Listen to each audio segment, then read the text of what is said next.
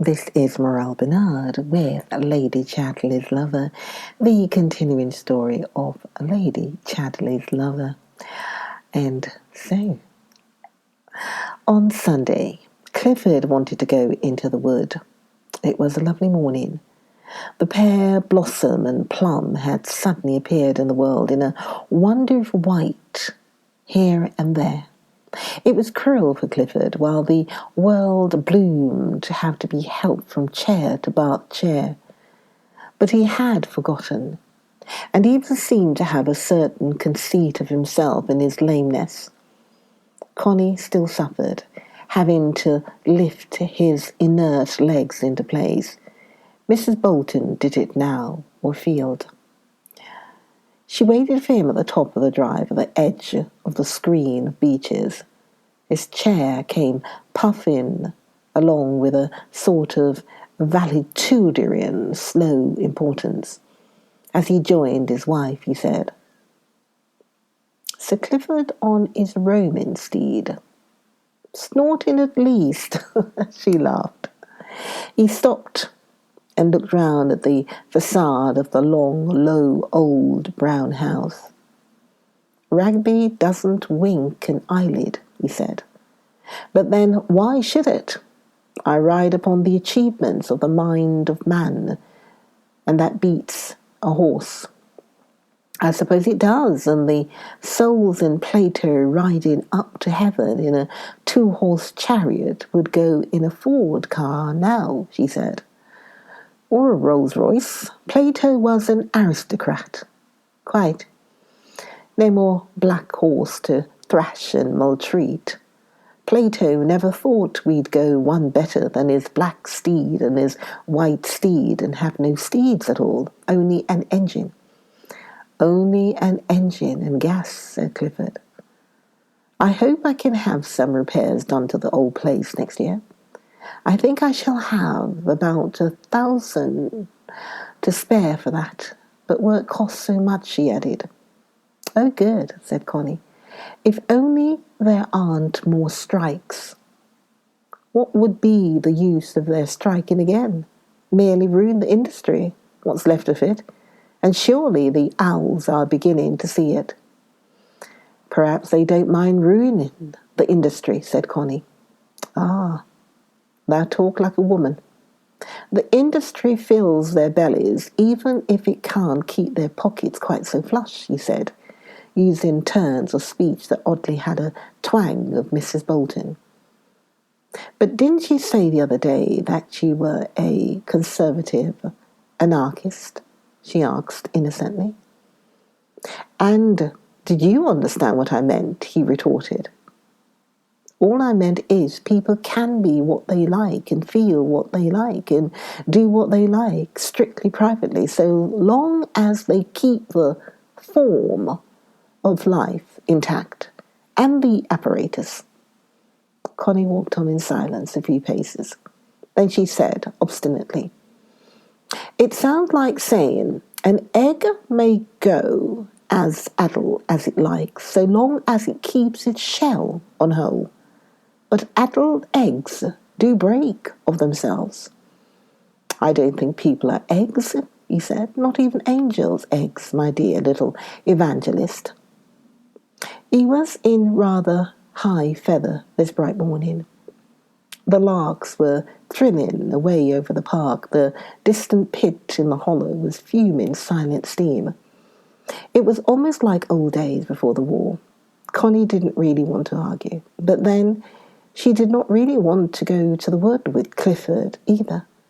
So she walked beside his chair in a certain obstinacy of spirit. "No," he said. "There will be no more strikes. The thing is properly managed."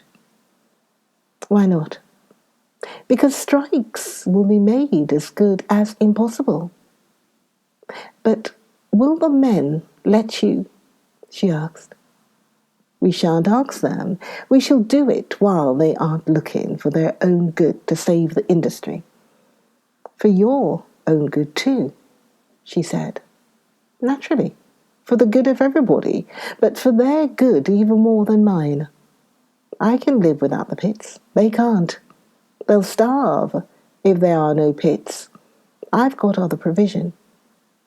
They looked up the shallow valley at the mine, and beyond it at the black-lidded houses of Tevershaw, crawling like some serpent up the hill.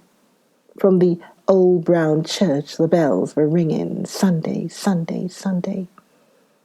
But will the men let you dictate terms, she said, my dear? They will have to, if one does it gently. But mightn't there be a mutual understanding? Absolutely, when they realize that the industry comes before the individual.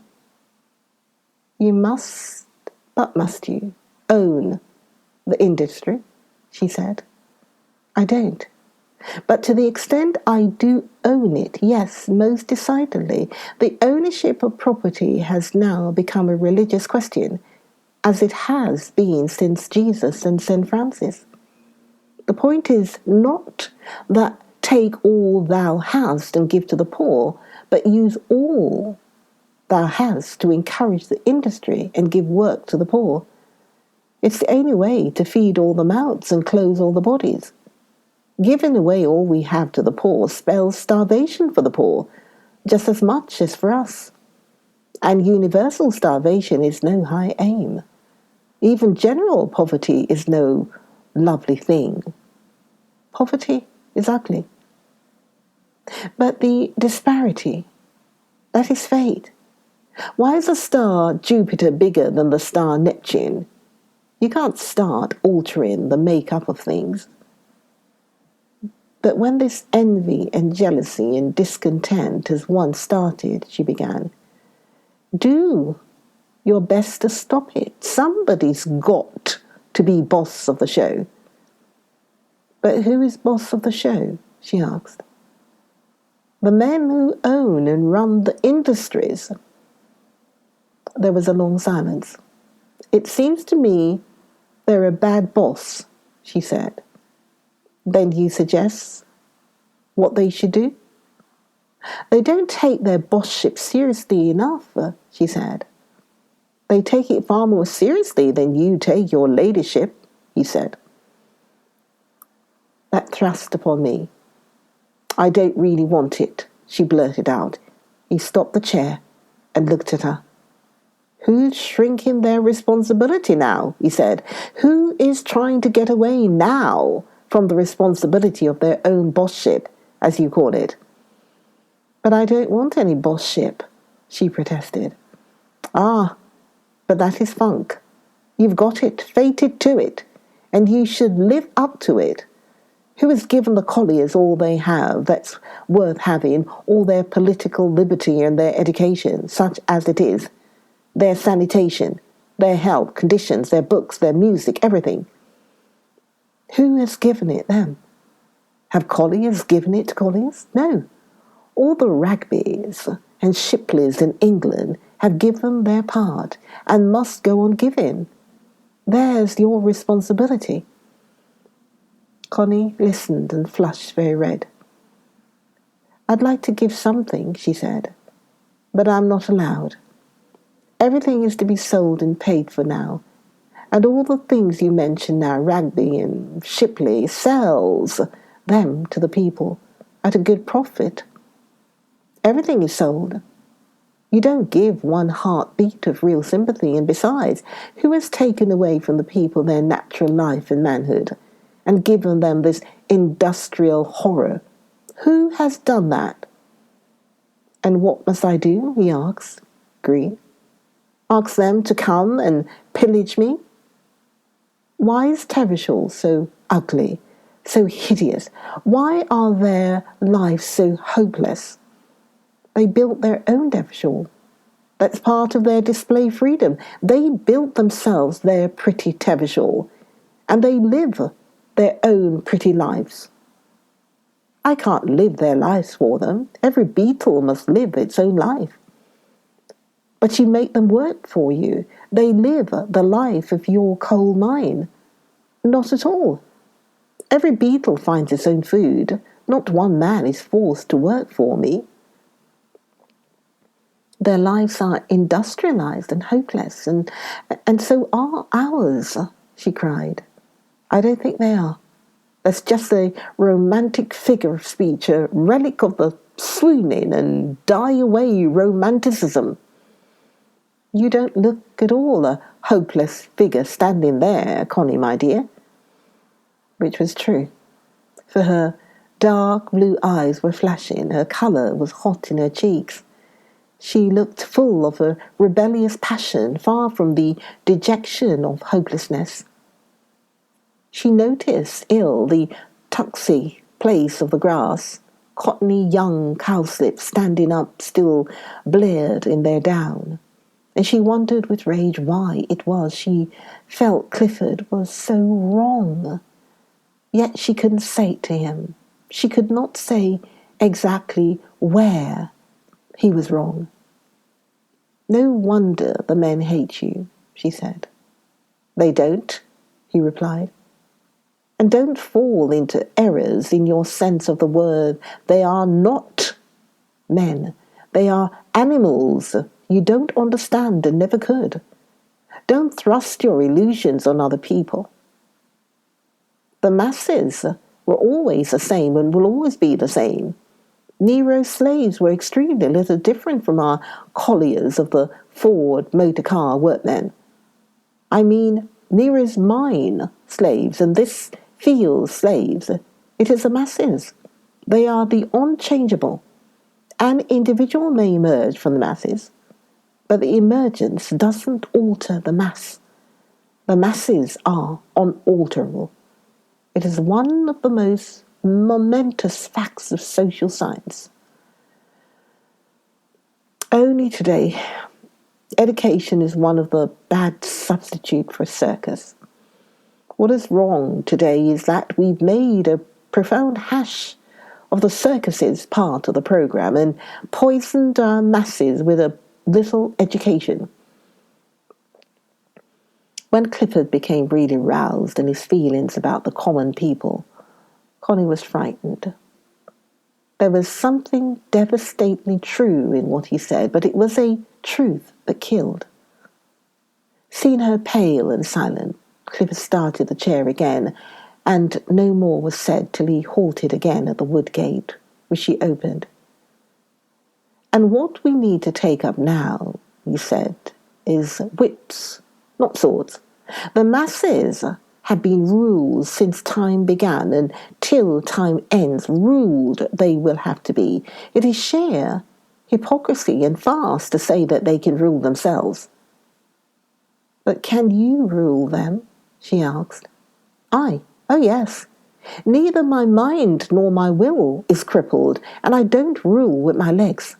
I can do my share of ruling, absolutely my share, and give me a son, and he will be able to rule his portion after me. But he wouldn't be your own son, of your own ruling class, or perhaps not, she stammered. I don't care who his father may be, so long as he is a healthy man, not below normal intelligence. Give me the child of any healthy, normally intelligent man, and I will make a perfectly competent chatterley of him. It is not who begets us that matters, but where fate places us. Place any child among the ruling classes, and he will grow up to his own extent a ruler. Put kings and dukes' children among the masses, and they'll be little plebeians, mass products. It is the overwhelming pressure of environment. Then the common people aren't a race, and the aristocrats aren't blood, she said. No, my child, all that is romantic illusion. Aristocracy is a function, a part of fate, and the masses are a functioning of another part of fate. The individual hardly matters. It is a question of which function you are brought up to and adapted to. It is not the individuals that make an aristocracy. It is the functioning of the aristocratic whole. And it is the functioning of the whole mass that makes the common man what he is. Then there is no common humanity between us all. Just as you like. We all need to fill our bellies, but when it comes to expressive or executive functioning, I believe there is a gulf, and an absolute one, between the ruling and the serving classes. The two functions are opposed, and the function determines the individual. Connie looked at him with dazed eyes. "Won't you come on?" she said. And he started his chair. He had said his say. Now he lapsed into his peculiar and rather vacant apathy that Connie found so tiring. In the wood, anyhow, she was determined not to argue.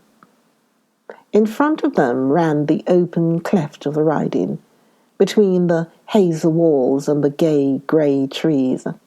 The chair puffed slowly on, slowly surging into the forget-me-nots that rose up in the drive like mill froth beyond the hazel shadows. Clifford steered the middle course, where feet passing had kept a channel through the flowers. But Connie, walking behind, had watched the wheels jolt over the wood rough and the bugle, and squashed the little yellow cups of the creeping jenny. Now they made a way through the forget-me-nots. All the flowers were there, the first bluebells in blue pools like standing water. "You are quite right about its being beautiful," said Clifford. "It is so amazing. What is quite so lovely as an English spring?" Connie thought it sounded as if even the spring bloomed by Act of Parliament. An English spring. Why not an Irish one, or Jewish? The chair moved slowly ahead, past tufts of sturdy bluebells that stood up like wheat and over grey burdock leaves. When they came to the open place where the trees had been felled, the light flooded in rather stark, and the bluebells made sheets of bright blue colour, here and there, shearing off into lilac and purple. And between the bracken was lifting its brown curled heads like legions of young snakes with a new secret to whisper to Eve. Clifford kept the chair going till he came to the brow of the hill. Connie followed slowly behind. The oak buds were opening soft and brown. Everything came tenderly out of the old hardness. Even the snaggy, craggy oak trees put out the softest young leaves, spreading thin, brown little wings like young bat wings in the light. Why had men never any newness in them, any freshness to come forth with? Stale men. Clifford stopped the chair at the top of the rise and looked down. The bluebells washed blue like flood water over the broad riding, and lift up the downhill with a warm blueness. "It's a very fine colour in itself," said Clifford, "but useless for making a painting." "Quite," said Connie, completely uninterested. "Shall I venture as far as the spring?" said Clifford. "Will the chair get up again?" she said. "We'll try. Nothing venture, nothing win." And the chair began to advance slowly, jolting down the beautiful broad riding washed over with blue encroaching hyacinths. O last of all ships, through the hyacinthian shallows! O pinnacle on the last wild waters, sailing in the last voyage of our civilization! Whither, O weird wheeled ship, your slow-crossed steering? Quiet and complacent, Clifford sat at the wheel of adventure in his old black hat and tweed jacket, motionless and cautious. "Oh, Captain, my Captain, our splendid trip is done." Not yet, though. Downhill in the wake came Constance in a grey dress, watching the chair jolt downwards. They passed the narrow track to the hut.